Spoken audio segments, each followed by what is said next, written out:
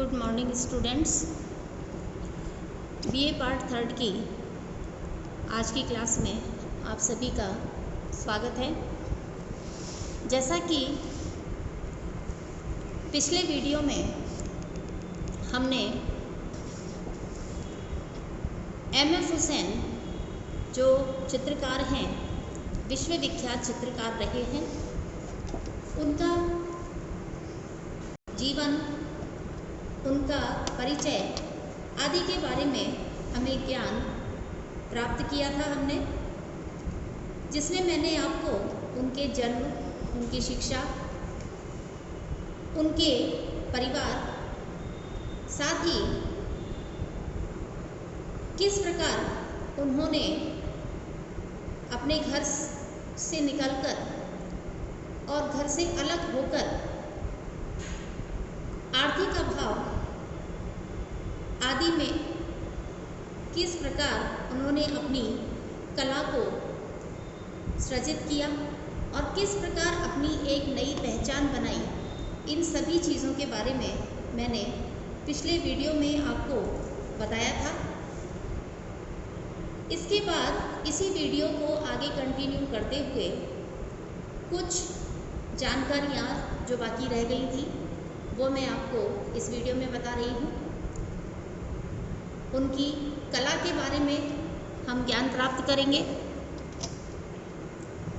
MF. Hussain ने कई नए विषयों पर चित्रांकन किया, जैसे मदर टेरेसा, तांडव करते हुए रावण, गणेश, अकेली सीता, हिंसा का प्रतीक, अमिताभ बच्चन, फूलन देवी, दुर्गा, श्वेत कैनवास पर बिखरे हुए अक्षर, दिशाहीन उड़ते शांति कपोत यानी कबूतर, यहाँ तक कि उन्होंने फिल्म अभिनेत्री माधुरी दीक्षित से भी काफ़ी प्रभावित होकर उनकी एक पूरी चित्र श्रृंखला ही बना डाली थी।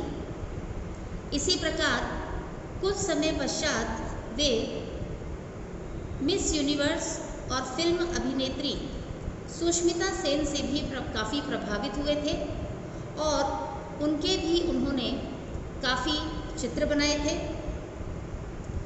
एम.एफ. हुसैन फिल्म निर्माण, कोलाज तथा फोटोग्राफिक का कार्य भी करते थे, जिसमें उन्हें बहुत विशेष रुचि थी और साथ ही अंग्रेजी कविताएं भी लिखते थे। सन 2000 से 2001 में उन्होंने एक फिल्म गजगामिनी भी बनाई थी, जिसमें नायिका उनकी पसंदीदा और उनकी प्रिय यानी उनकी फेवरेट एक्ट्रेस या अभिनेत्री माधुरी दीक्षित ही थी। शायद आप सब ने वो देखी भी हो, नहीं देखी हो तो देखना ज़रूर कि किस प्रकार की रुचि और किस प्रकार के विषय से रिलेटेड या संबंधित उन्होंने यह एक आर्ट मूवी बनाई थी जिसका नाम गजगामिनी था और इसमें माधुरी दीक्षित जो कि उनकी फेवरेट एक्ट्रेस थी, उनको उन्होंने इसमें लिया था। इसके बाद ही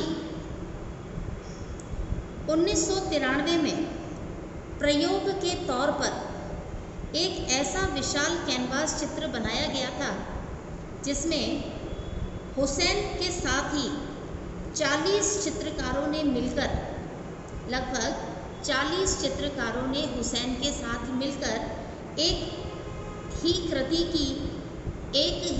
की रचना की थी, जो कि विश्व की एक अभूतपूर्व घटना रही है। भारतीय लोक जीवन, महाकाव्य और पुराण आदि उनके प्रेरणा स्रोत रहे हैं। उनका विचार है या उनका विचार था कि मुल्लाओं ने मुसलमानों को आध्यात्मिक रूप से गुमराह किया है, जिसके कारण वे अच्छे चित्रकार नहीं बन सकते। यदि हम ये देखें या हमने पहले कभी सुना हो या आज भी कई जगह प्रचलन में है कि मुस्लिम समाज या मुस्लिम धर्म में जो मुल्ला लोग हैं वो लोग ये कहते हैं कि कुरान में ऐसा लिखा है कि जिस चीज़ में या जिस आकृति में आप प्राण नहीं फूंक सकते वह आकृति या चीज़ बनानी या चित्र बनाना निषेध है। यानी आप ऐसा कोई भी आकृति नहीं बना सकते जिसमें प्राण मौजूद है या जो सांसारिक है।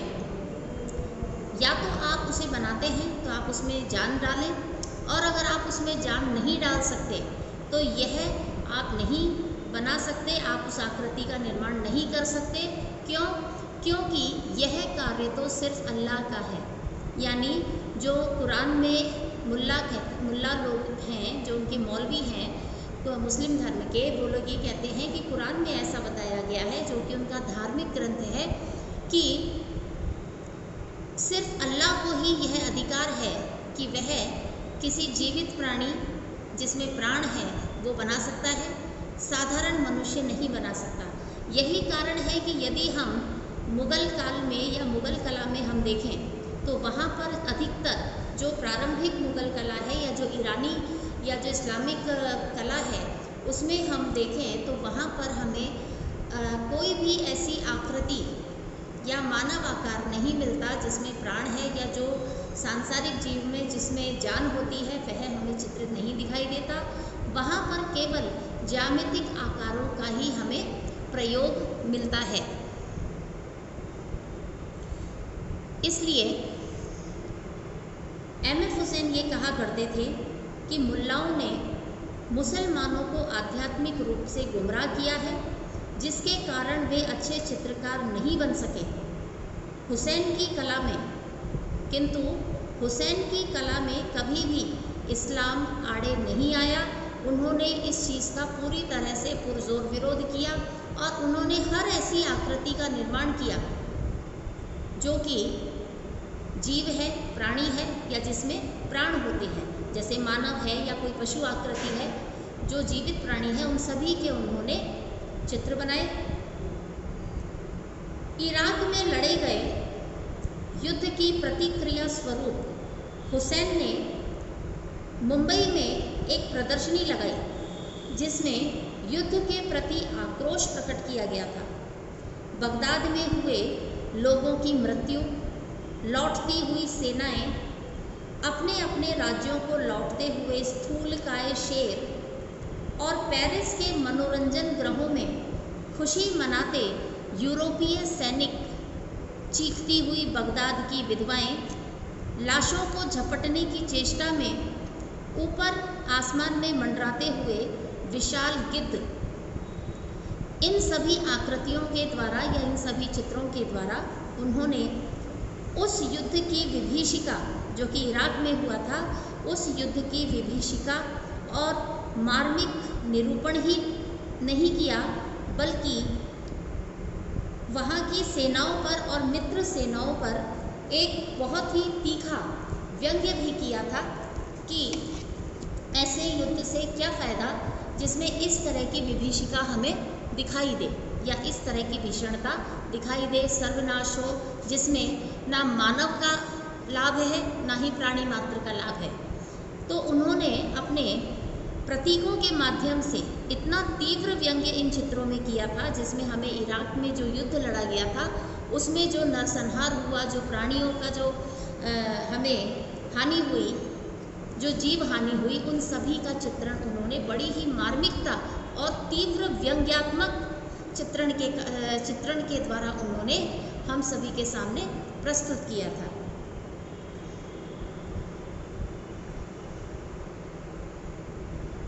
सन 1940 में हुसैन दुनिया के सामने अपनी पहचान लेकर आए थे और 1947 में प्रोग्रेसिव आर्टिस्ट ग्रुप का वे हिस्सा भी बने थे, जिसके अन्य सदस्य रज़ा और सूजा भी थे।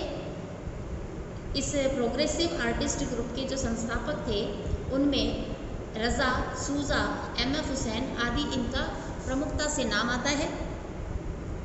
सन 1968 में 1968 में एक बहुत ही चर्चित नेता हुआ करते थे जिनका नाम था राम मनोहर लोहिया।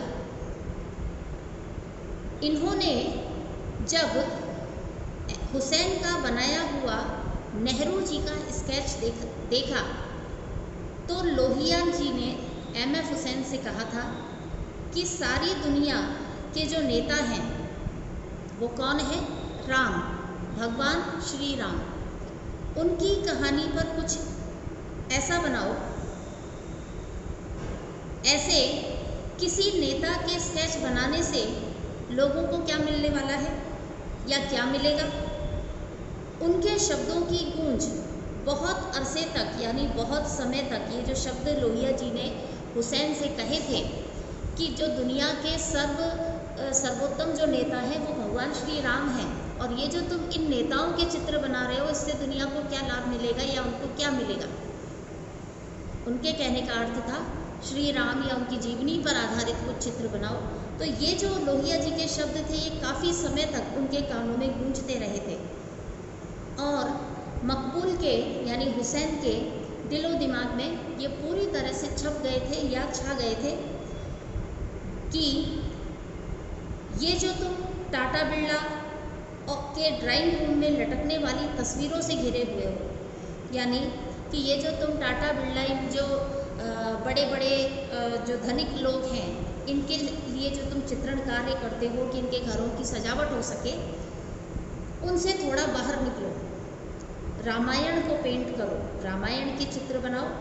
ये इस देश की सदियों पुरानी दिलचस्प कथा है जिसमें लोगों को आज भी रुचि है और गांव-गांव गूंजता गीत है, संगीत है। और फिर इन तस्वीरों को गांव-गांव में लेके जाओ। ये शब्द लोहिया जी ने एमएफ हुसैन से कहे थे, जिन्हें हुसैन ने आगे तक याद रखा और उनके लोहिया जी के कहने के 10 साल लगने के बाद उन्होंने रामायण पर आधारित लगभग 160 पेंटिंग्स तैयार की थी और इसके एवज में उन्होंने किसी से एक पैसा भी नहीं लिया था और 160 पेंटिंग्स उन्होंने रामायण पर चित्रित की, जो कि एक बहुत बड़ी बात है। 1952 में ज्यूरिख में एक एग्जीबिशन या प्रदर्शनी आयोजित की गई थी और फिर हुसैन की शोहरत यहीं से देश विदेश की सरहदों को भी पार कर गई। वे एक अंतर्राष्ट्रीय विख्यात चित्रकार एमएफ हुसैन के नाम से प्रसिद्ध हो गए थे। इसके 3 साल बाद उन्हें पद्मश्री से अलंकृत किया गया था। 1973 में 1973 में उन्हें पद्म भूषण दिया गया। 1991 में पद्म विभूषण से अलंकृत किया गया। 1973 में पद्म भूषण और 1991 में पद्म विभूषण से अलंकृत किया गया था। 1971 में साओ पाउलो समारोह में पाब्लो पिकासो के साथ निमंत्रण के आभूषण से उन्हें अलंकृत किया गया, जो कि एक बहुत बड़ा सम्मान है कि पिकासो जैसे महानतम कलाकार के साथ उनकी प्रदर्शनी आयोजित हुई थी। 1967 में हुसैन ने अपनी पहली film through the eyes of painter बनाई। जैसा कि मैंने पहले भी बताया था, 1967 में उन्होंने ये फिल्म बनाई थी जिसे बर्लिन फिल्म समारोह में गोल्डन बेयर पुरस्कार से पुरस्कृत किया गया था, जो कि एक बहुत बड़ा पुरस्कार है। क्रिस्टीज ऑक्शन में 20 लाख अमेरिकन डॉलर में हुसैन की पेंटिंग बिकी, जो कि बहुत महंगी पेंटिंग है, जो कि आज तक शायद ही किसी कलाकार की बिकी हो। 90 के दौर में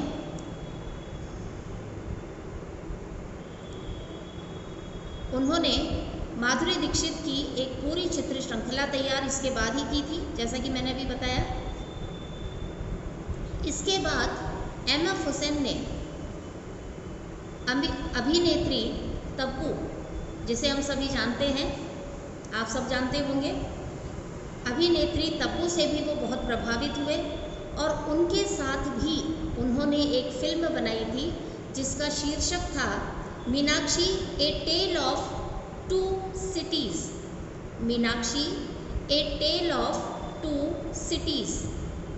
इसके पश्चात वे सुष्मिता सेन और अभिनेत्री अमृता राव से भी बहुत प्रभावित हुए और उनका भी उन्होंने, उनके चित्रों का भी उन्होंने काफ़ी चित्रण किया। पूरे देश में उन पर नाटक पेंसिल से ब्रश तक, उन पर एक नाटक किया गया था। पूरे देश में एम.एफ. हुसैन पर एक नाटक किया गया था जिसका नाटक का शीर्षक था पेंसिल से ब्रश तक। इसका मंचन पूरे देश में किया गया था, जिसकी निर्देशिका नादिरा बब्बर रही थी। 1986 में हुसैन संसद की राज्यसभा में भी मनोनीत किए गए थे। 1986 में संसद की राज्यसभा में भी मनोनीत किए गए थे, जो कि देश के बहुत ही खास या प्रमुख लोगों को ये सम्मान दिया जाता है या ये अवसर मिलता है। 92 साल की उम्र में, जब वे 92 साल के थे, तब केरल सरकार ने आपको राजा रवि वर्मा पुरस्कार से पुरस्कृत किया था। हुसैन ने सरस्वती, दुर्गा और द्रौपदी की पेंटिंग्स बनाई थी, जो कि काफ़ी विवादित रही थी और उनका इन चित्रों के कारण या इन पेंटिंग्स के कारण हुसैन का भारत में बहुत तीव्र विरोध हुआ था, काफ़ी आंदोलन भी हुए थे। वे अपने पेंटिंग्स के ज़रिए, उनके, जैसा कि मैंने बताया कि उनकी पेंटिंग्स जो थी एम.एफ. हुसैन की, वो काफ़ी व्यंग्यात्मक होती थी और इतने तीव्र व्यंग्य होते थे कि लोगों को उन्हें झेलना बहुत मुश्किल हो जाता था, बड़ा कष्टदायी होता था, जिसके कारण उनका और उनके चित्रों का घोर विरोध होता था, जिसके कारण उनका हिंदुस्तान में या भारत में रहना भी काफ़ी मुश्किल हो गया था। उन्होंने लोहिया, फैज़, यामिनी राय, मदर टेरेसा, सत्यजीत रॉय, सुनील गावस्कर आदि सभी की पेंटिंग्स बनाई या उनके पोर्ट्रेट्स भी बनाए। इंदौर और राजकोट में हुसैन के खिलाफ देवी देवताओं के नग्न चित्र बनाने के आरोप में कई मुकदमे दर्ज किए गए। हरिद्वार की एक अदालत ने उनकी संपत्ति जब्त तक करने के आदेश भी जारी कर दिए थे। यानी ये विरोध इतने अधिक हो गए थे, इतने ज़्यादा तीव्र विरोध हो गए थे कि हरिद्वार की अदालत ने उनकी सारी संपत्ति जो कि भारत में थी उसे जब्त करने के भी आदेश दे दिए थे। यही कारण था उनका भारत में जो इतना विरोध हो रहा था, उनके ऊपर इतने केसेस हो गए थे जिनसे वे परेशान होकर, दुखी होकर अपनी जो ये स्थिति उन्होंने भारत में देखी, जो कि इतना साल उन्होंने इतना समय यहाँ पर व्यतीत किया, इतनी मेहनत की और उसके बावजूद जो उन्होंने ये अपना और अपनी पेंटिंग्स का जो उन्होंने अपनी कला का विरोध देखा, उससे उन्होंने दुखी होकर सन 2010 में कतर की नागरिकता स्वीकार कर ली थी। अपने अंतिम क्षणों में वे वहीं जाकर रहने लगे थे। मकबूल ने एक घोड़ा पेंट किया था और उस पर लिख दिया था, I the Indian origin painter M F. Husain 895 have been honoured by Qatar nationality, जिस पर भी भारत में बहुत विवाद हुआ था। यानी वे अपने चित्रों के माध्यम से ऐसे संदेश दिया करते थे या इस प्रकार के मैसेज दिया करते थे जो कि बहुत ही तीव्र और चुभने वाले हुआ करते थे, जिनका विरोध स्वाभाविक था और भारत में एक आंदोलन की तरह उनका विरोध छेड़ दिया गया था। कई स्टेट्स की सरकारों ने उनके अदालतों में, कोर्ट्स में उनके खिलाफ केस भी दायर किए गए। इसके पश्चात अपने जीवन के अंतिम क्षणों में 9 जून 2011 को उनका निधन लंदन के रॉयल ब्रॉम्पटन हॉस्पिटल में हो गया था। किंतु वे इसके बाद अपने विरोध होने के बाद वे आजीवन बाहर ही रहे, हिंदुस्तान लौटकर नहीं आए और वहीं पर रहकर उन्होंने अपने अंतिम क्षणों तक कला का सृजन किया। इस महान कलाकार का निधन, जैसा मैंने बताया, 2011 में 9 जून को हो गया था और यहीं पर से उनकी कला की समाप्ति हुई। किंतु उनके चित्रों के उदाहरण या उनके द्वारा सृजित की गई कलाकृतियाँ आज भी हमारे सामने मौजूद हैं, जिससे हम उनकी महानता और उनके चित्रों के गहनतम अध्ययन को हम कर सकते हैं। आज के लिए बस इतना ही। इसके बाद नेक्स्ट वीडियो में मिलेंगे, तब तक के लिए धन्यवाद।